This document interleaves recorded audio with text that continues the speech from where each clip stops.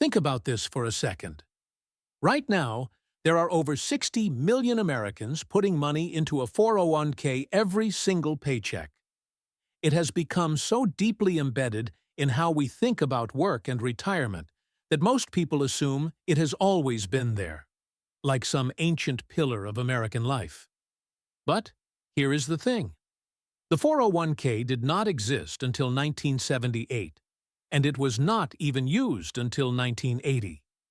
That means your grandparents, and in many cases your parents, lived in a completely different world when it came to growing old and stopping work. It was a world where the concept of retirement itself was barely a concept at all. So, if there was no 401k, no target date funds, no employer match, and no Roth conversion ladders, how on earth did people retire? The answer is darker, more complicated, and more revealing about the nature of American capitalism than most people realize. Because for the vast majority of American history, retirement was not a right. It was not even an expectation. It was a luxury almost nobody could afford. And the road from that brutal reality to the system we have today is paved with broken promises, corporate betrayals, political accidents, and one man's creative reading of a page and a half of tax code that changed everything. Let me take you back, way back, before any of this existed. For most of human history, there was no such thing as retirement. People worked until they physically could not anymore, and then they either relied on their children, their community, or they simply died. In 1900, the average global life expectancy was just 31 years.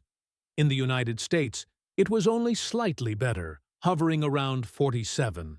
Most people did not live long enough to need a retirement plan.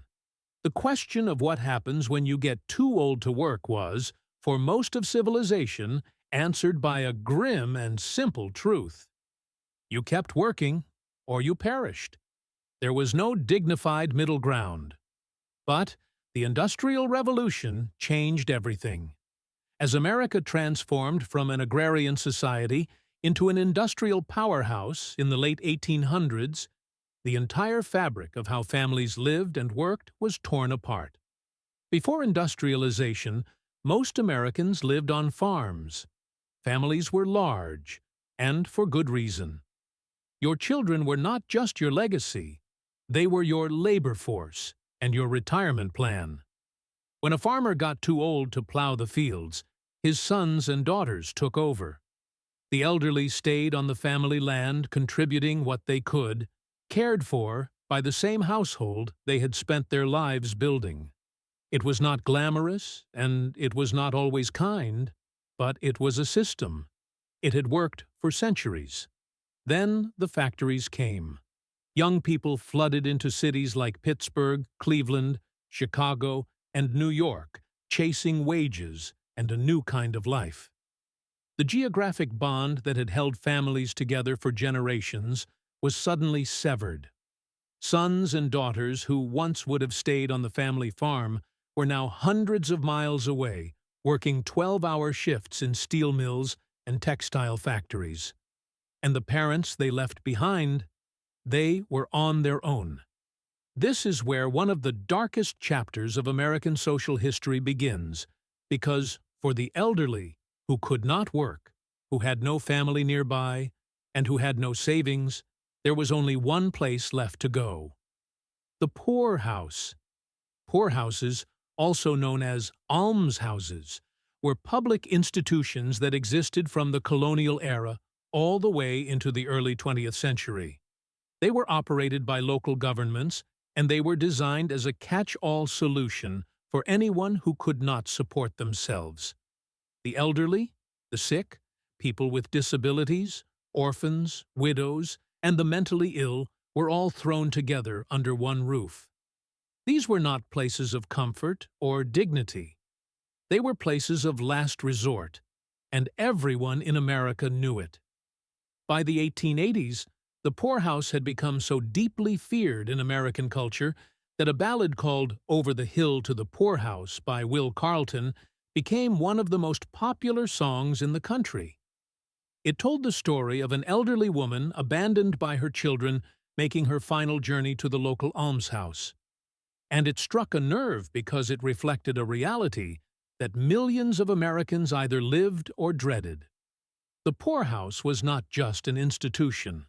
It was a symbol of what happened when you outlived your usefulness in a society that measured human value by productivity. Now, in the biggest cities, the poorhouses were enormous. Bellevue Almshouse in New York City, which later became Bellevue Hospital, and Cook County Almshouse in Chicago, which became Cook County Hospital, were sprawling complexes that housed thousands of people in miserable conditions. The residents, often called inmates, lived in overcrowded dormitories with minimal food, minimal medical care, and almost no privacy. For the elderly who ended up there, it was usually where they would spend the rest of their days. And here is the most telling part. As reformers throughout the 1800s managed to remove other groups from the poorhouses, children to orphanages, the mentally ill to asylums, those convicted of crimes to prisons, the one group that remained, the permanent residents who had nowhere else to go, were overwhelmingly the elderly. The poorhouse became, in effect, America's first retirement home. Except it was not a home. It was a warehouse for people society had discarded. Imagine that for a second. You have worked your entire adult life.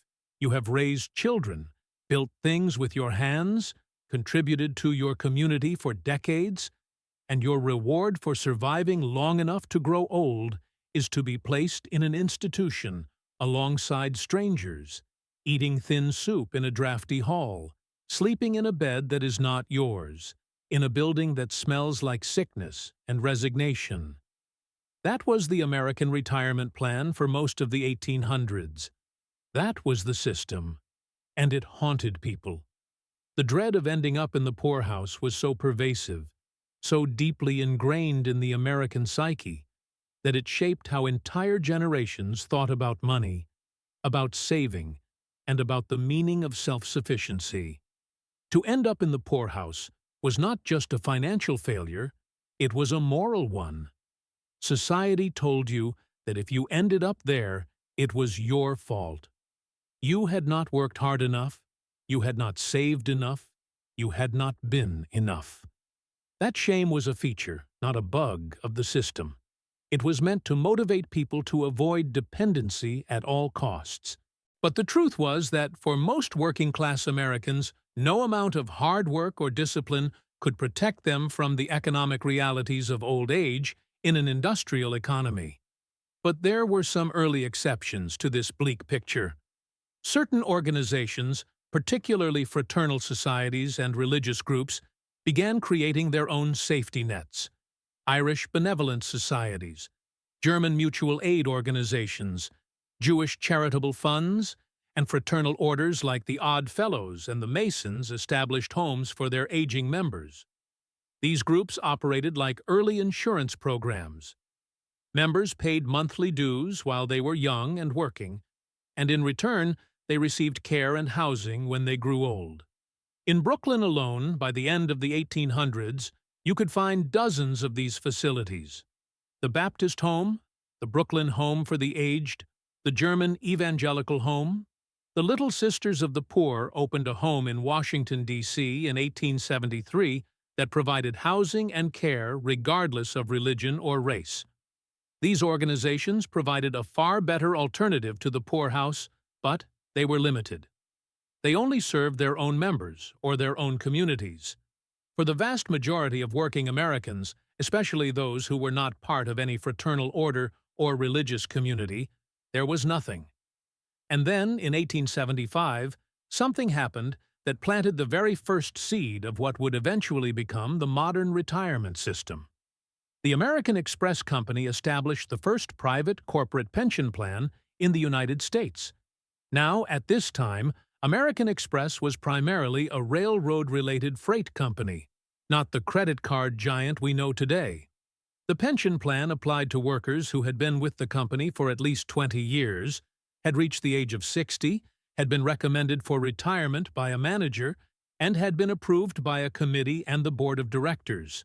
If you met all of those conditions, you could receive half of your annual salary in retirement, up to a maximum of $500 per year. It sounds modest, and it was, but it was revolutionary for its time. For the first time, a private company was acknowledging that it had some responsibility for the well-being of its workers after they stopped working. It was a radical idea, and it spread slowly. By the turn of the 20th century, some of the largest corporations in America had followed suit. Standard Oil, U.S. Steel, AT&T, Eastman Kodak, Goodyear, and General Electric all created pension plans before 1930. The Revenue Act of 1913 even gave these plans a boost by making employer contributions to pensions exempt from federal corporate income tax. But here is the critical detail that most people overlook. These pensions covered a tiny sliver of the American workforce. By 1926, only about 200 private pension plans existed in the entire country. And as late as 1932, only 15% of American workers had access to any kind of company pension. That means 85% of the workforce was on their own. And even for those who did have a pension, there was a terrifying catch. These early plans had virtually no legal protections. There was no law requiring companies to actually set aside money to pay future benefits. There was no regulation requiring companies to honor their promises. A company could offer a pension, take credit for the goodwill it generated, and then revoke it at any moment for any reason. Workers could spend 30 years building their careers at a company counting on a pension that had been promised to them only to find out on the day they retired that the money simply was not there. This was not theoretical. It happened constantly.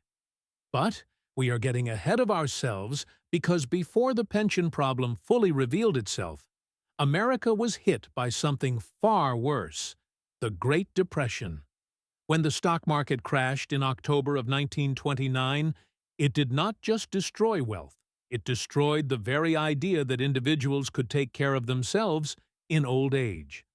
Savings accounts were wiped out overnight as banks collapsed by the thousands. More than 9,000 banks failed between 1930 and 1933, and with them went the life savings of millions of ordinary Americans. People who had been responsible, who had saved diligently their entire lives, suddenly had nothing, and the elderly were hit hardest of all. Older workers were the first to be laid off during the Depression, and the last to be rehired. By 1934, approximately half of all elderly Americans were not financially self-sufficient. 1/4 of the entire workforce was unemployed. The poorhouses that had been slowly declining in relevance were suddenly overflowing again. Millions of elderly Americans found themselves destitute with no income, no savings, no pension, and no family able to support them because their families were struggling too. The scale of elderly poverty during the Depression was staggering, and it created a political crisis that the federal government could no longer ignore. President Franklin Delano Roosevelt understood that the old ways of dealing with poverty and old age, family support, charity, the poorhouse, were completely inadequate for a modern industrial economy. Something systemic had to be done. And so, on August 14, 1935, Roosevelt signed the Social Security Act into law. This was, without exaggeration, one of the most transformative pieces of legislation in American history. For the first time, the federal government was creating a permanent, compulsory social insurance program that would provide monthly retirement benefits to workers. It was funded by payroll taxes, split between employees and employers, and it promised something that had never existed before in America: a guaranteed income floor for the elderly. But Social Security was never designed to be the sole source of retirement income. It was deliberately modest. The initial benefits were small, and the program was limited. It only covered workers in commerce and industry. excluding agricultural workers, domestic servants, and the self-employed, which disproportionately left out Black Americans and women. The first monthly benefits were not even paid out until 1940, and the average monthly benefit in those early years was tiny, about $22 a month. Still, the psychological impact was enormous. For the first time, Americans had a promise from their government that they would not be left destitute in old age. The poorhouse was no longer the inevitable final destination for those who outlived their ability to work. Social Security did not eliminate elderly poverty overnight, but it began a slow, steady reduction that would continue for decades. The program also served a second, more strategic purpose that is often overlooked. By encouraging older workers to leave the labor force, Social Security freed up jobs for younger, unemployed Americans during one of the worst economic crises in the nation's history. It was simultaneously a humanitarian act and an economic stimulus, getting purchasing power into the hands of elderly citizens who would spend it immediately, while making room for younger workers who desperately needed employment. Over time, the program expanded significantly. In 1939, benefits were extended to the spouses and children of retired workers and to survivors of deceased workers. In 1956, disability insurance was added. In 1965, Medicare was signed into law by President Lyndon Johnson, providing health insurance to Americans 65 and older, plugging another enormous gap in the safety net for elderly citizens. Each expansion strengthened the social contract, the implicit agreement that if you worked and paid into the system during your productive years, the system would take care of you when you could no longer take care of yourself. Today, the program single-handedly keeps 22 million Americans out of poverty. But Roosevelt and the architects of Social Security always envisioned it as just one leg of a three-legged stool. The first leg was Social Security itself. The second was the employer-provided pension, and the third was personal savings. Together, these three sources of income were supposed to provide a comfortable and secure retirement. For a while, this three-legged stool actually worked, at least for some people. The post-war economic boom of the 1940s and 50s was a golden era for American workers. Unions were powerful, wages were rising, and large employers were competing fiercely for labor. Offering a generous pension became a standard tool for attracting and retaining workers, especially in the manufacturing sector. By 1970, about 45% of all private sector employees were covered by some kind of pension plan. If you worked for General Motors, Ford, U.S. Steel, or any of the other corporate giants of mid-century America, you could reasonably expect that after 30 years of loyal service, you would retire with a monthly check that, combined with Social Security, would allow you to live comfortably for the rest of your life. This was the era that shaped the image of retirement that still lives in our collective imagination. The gold watch ceremony, the lakeside cottage, the afternoon spent gardening or fishing. It was real for a generation of American workers, and it felt permanent. But it was built on a foundation that was far more fragile than anyone realized. The first major crack appeared in 1963 in a city called South Bend, Indiana, and it involved a company called Studebaker. Studebaker was one of America's oldest and most storied manufacturers. The company had been founded in the 1850s, originally as a wagon-making business.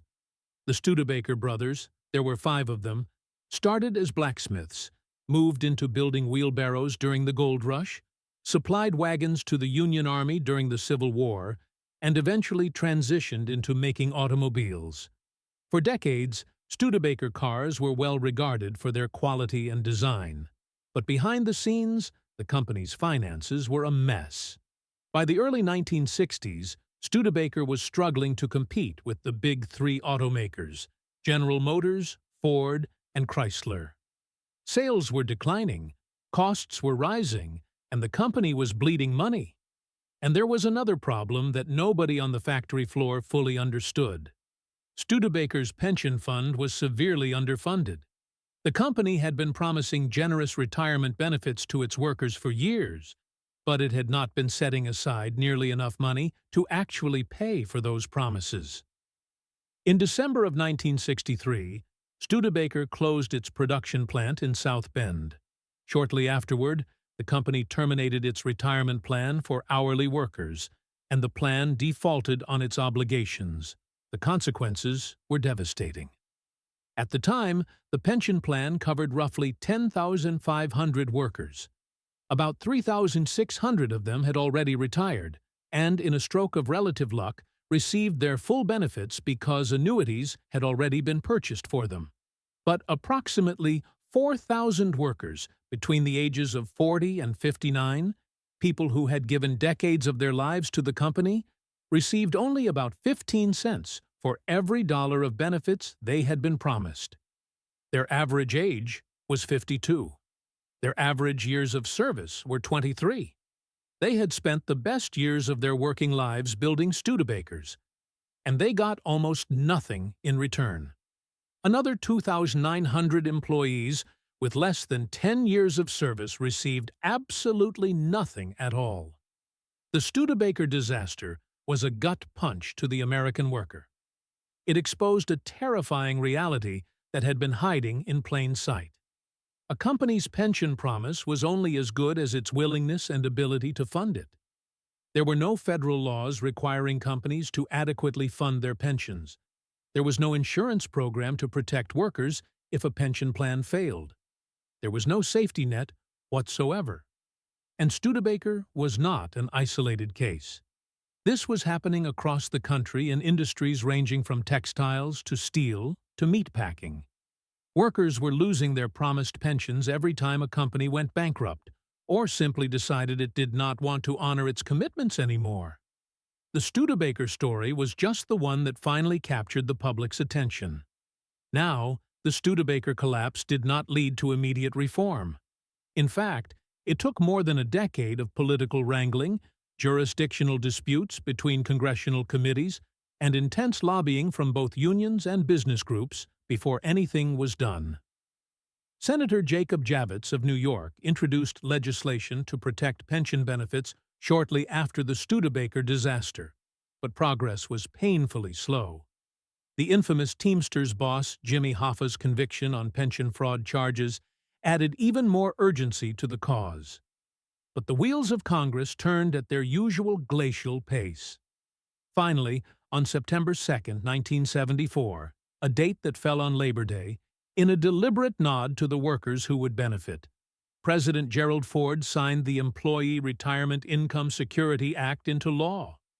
ERISA, as it came to be known, was a landmark piece of legislation.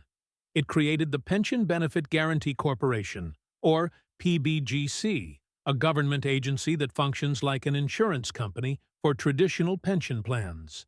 If a company with a pension plan goes bankrupt and cannot pay what it promised, the PBGC steps in to pay retirees a guaranteed portion of their benefits. ERISA also established minimum standards for how pension plans must be funded, how benefits must be vested, and how workers must be informed about their rights. For the first time, there were real legal protections for workers' retirement benefits. A Studebaker-style collapse was, at least in theory, never supposed to happen again. But ERISA also had an unintended consequence that would reshape the entire retirement landscape in ways nobody anticipated. By imposing new regulations, funding requirements, and administrative costs on traditional pension plans, ERISA made pensions significantly more expensive and complicated for employers to maintain. Many smaller companies that had been offering modest pension plans simply could not afford to comply with the new rules. And larger companies began looking for alternatives that would shift the financial risk away from themselves and onto their employees. The ground was being prepared for a seismic shift, and the catalyst arrived in 1978, buried inside an obscure piece of tax legislation that almost nobody noticed. The Revenue Act of 1978 was a sprawling overhaul of the federal tax code. Among its hundreds of provisions was a short, seemingly technical section tucked under Section 401 of the Internal Revenue Code, subsection K. This provision was originally intended to address a narrow issue: how to handle the tax treatment of certain cash or deferred compensation arrangements that companies used for their executives. It was written to limit the ability of corporations to create tax-advantaged profit-sharing plans that mostly benefited highly paid employees. The entire provision was only about a page and a half long. Nobody in Congress thought it was a big deal. It was not debated on the floor. It was not covered in the newspapers. It simply became law and sat there, waiting. For 2 years, nothing happened. The provision became effective on January 1, 1980, but there were no regulations written to implement it, and nobody was rushing to figure out what to do with it. And then, on a Saturday afternoon in the fall of 1979, a benefits consultant named Ted Benna was sitting in his office in suburban Pennsylvania, working on a project for a banking client. Benna was reviewing the Internal Revenue Code, trying to find a creative way to help his client design a tax-efficient retirement savings plan. And that is when he saw it. Section 401, subsection K. Benna realized something that nobody else had grasped. The language of this obscure tax provision could be interpreted far more broadly than its authors had intended. It did not just allow companies to defer executive compensation. It could be used to create a plan where all employees, not just executives, could contribute a portion of their own salary on a pre-tax basis. And employers could add matching contributions to incentivize participation. This was, in Benna's own words, an aggressive interpretation. The provision had not been written with ordinary workers in mind. There was nothing explicitly saying employees could contribute their own pre-tax money, but crucially, there was nothing explicitly saying they could not either. Benna saw the gap and drove a truck through it. He designed a plan based on this interpretation and pitched it to his banking client. The client turned it down, worried that the IRS would realize the tax implications and shut the whole thing down. But Benna was not deterred. He implemented the plan at his own company, the Johnson Companies, making it the first 401k savings plan in the United States. He then used his business connections to introduce the concept to Treasury officials and helped steer the regulatory framework that would govern these new plans. In 1981, the IRS issued regulations that formally sanctioned the 401k as a retirement savings vehicle funded through salary deductions. The door was officially open. What happened next was an explosion. By 1982, major corporations like Johnson & Johnson, PepsiCo, and Honeywell were racing to set up 401k plans. The mutual fund industry saw an enormous new market and began designing products specifically for these plans. Financial services firms, brokerages, and insurance companies all piled in, eager to manage the trillions of dollars that would eventually flow through the system. Wall Street had found a new gold mine, and American workers were the ones filling it. By the mid-1980s, the 401k was everywhere. And as it grew, something else was quietly disappearing: the traditional pension. At the peak in 1975, private sector defined benefit pension plans had around 27 million active participants. By 2019, that number had been cut by more than half, to about 12.6 million. Meanwhile, defined contribution plans, like the 401k, soared from 11 million participants to over 85 million in the same period. The shift was dramatic, rapid, and largely irreversible. Companies had powerful incentives to make the switch. A traditional pension is a defined benefit plan, meaning the employer promises a specific monthly payment at retirement and bears all the investment risk. If the stock market crashes or interest rates drop and the pension fund does not have enough money, the company has to make up the difference. With the 401k, which is a defined contribution plan, The employer's obligation ends the moment the matching contribution hits the account. Whatever happens after that, whether the market goes up or down, whether the employee makes wise investment choices or terrible ones, is entirely the employee's problem.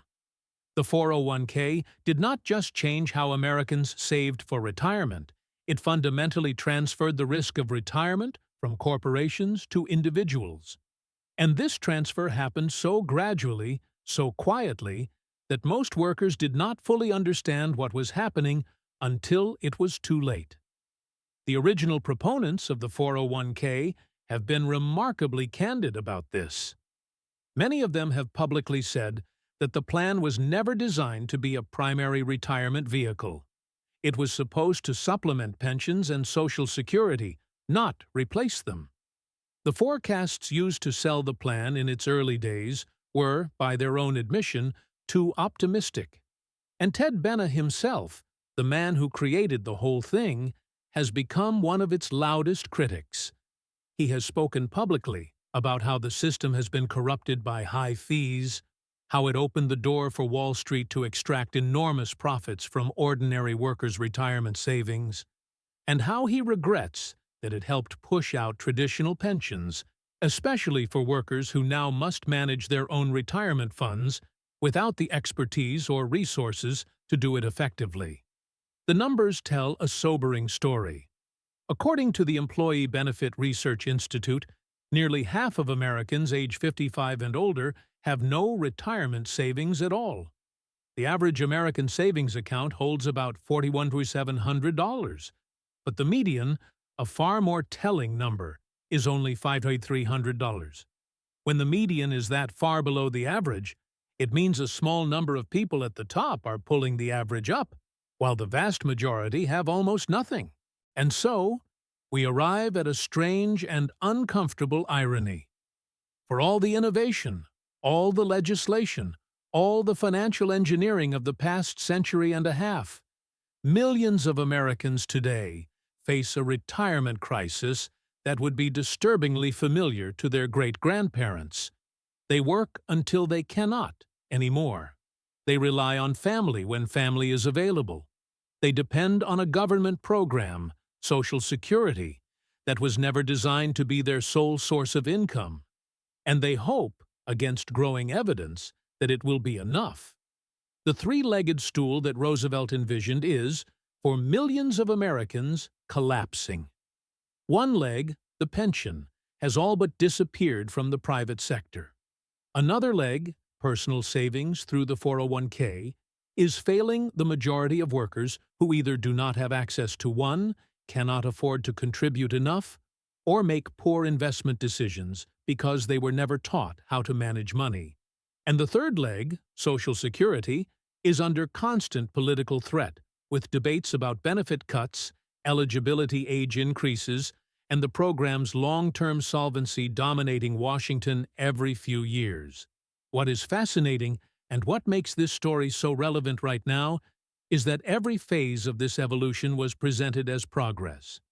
The poorhouse gave way to company pensions. Pensions gave way to Social Security. Social Security was supplemented by 401k plans. Each step was framed as an improvement, a modernization, a better way to handle the ancient problem of growing old without income. And each step did help some people. Pensions gave a generation of factory workers a dignified retirement. Social Security lifted millions of elderly Americans out of poverty. The 401k allowed disciplined savers and high earners to build substantial retirement wealth, especially during the long bull markets of the 1990s and 2000s. But at every step, the benefits were unevenly distributed. Pensions were available to some workers, but not others, and they could be revoked without warning. Social Security excluded entire categories of workers for decades. 401k rewards those who can afford to save and punishes those who cannot. And it generates enormous fees for the financial industry, regardless of whether workers' investments actually grow. The story of retirement in America is, at its core, a story about who bears the risk of growing old. For most of American history, That risk fell entirely on individuals and their families. Then, for a brief and remarkable period in the mid-20th century, employers and the government shared that risk through pensions and Social Security. And now, through the rise of the 401k, that risk has been steadily shifted back onto individuals, who are expected to navigate complex financial markets with little guidance, high fees, and no guarantee of success. The poorhouse is gone, thankfully, but the fear that drove people to dread it, the fear of aging without resources, without support, without dignity, that fear is alive and well in America today. It just wears a different face. Instead of over the hill to the poorhouse, it is a retirement calculator on a financial website, showing you in cold digital numbers that you do not have enough, that you will never have enough, and that the system designed to protect you was never really designed for you at all. And maybe that is the most important lesson from this entire history.